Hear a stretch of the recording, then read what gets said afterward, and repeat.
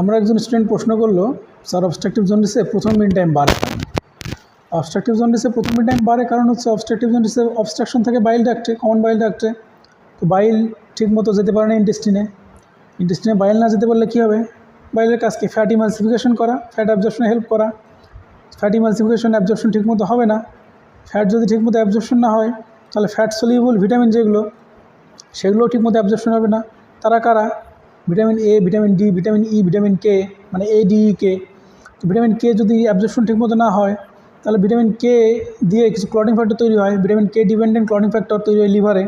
তারা কারা? Factor 2, 7, 9, 10।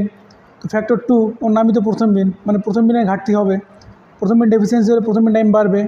Factor 7 deficiency হলেও প্রথম মিন টাইম বাড়বে। 9এও কিছু হেল্প, মানে এক্সটেন্সিভ পদ্ধতিতে 9এও কিছু হেল্প করে।